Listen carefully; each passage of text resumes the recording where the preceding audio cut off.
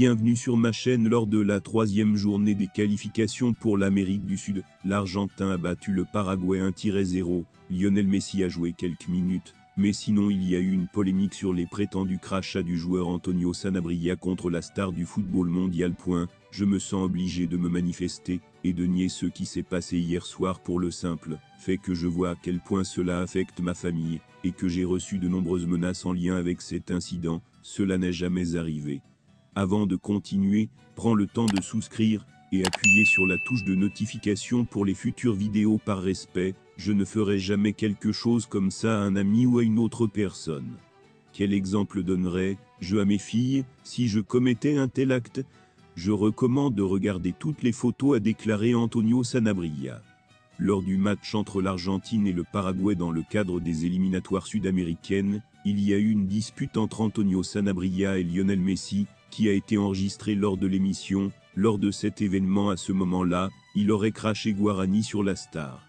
En effet, après le match au stade Monumental, Messi a été interrogé sur les événements de la zone mixte. Il a semblé bouleversé par la situation présumée et a laissé un message dur. Désormais, des vidéos sont apparues sur les réseaux sociaux montrant que le joueur paraguayen était loin de la star argentine et que ce n'était pas intentionnel.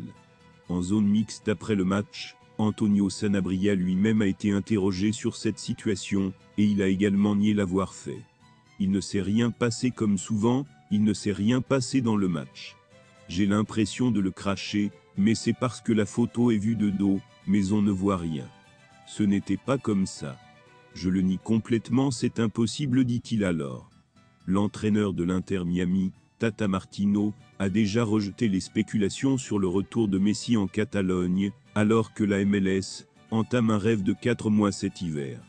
L'expert en transfert Fabrizio Romano a soutenu les commentaires de Martino, affirmant que Messi est prêt pour des matchs amicaux avec l'Inter Miami en novembre, puis des vacances en décembre. Selon un proche de Lionel Messi, l'Argentin devrait effectivement remporter son 8e ballon d'or lundi 30 octobre. Le 67e ballon d'or de l'histoire sera attribué lundi 30 octobre. Parmi les favoris, pour remporter cette récompense tant convoitée, figure Kylian Mbappé, auteur d'une belle saison avec le PSG et d'une belle Coupe du Monde avec la France, les Citizens Erling Haaland et Kevin De Bruyne et Lionel Messi. De nombreuses rumeurs autour de cette cérémonie laissent entendre que Messi remportera le trophée pour la 8e fois de sa carrière, battant son propre record. La tendance a été confirmée par Alessandro Dossetti, proche de la famille de l'ancien Parisien, à travers une story sur Instagram dans laquelle il précise clairement que l'habitant de Rosario sera encore cette année le vainqueur et qu'il a déjà été prévenu.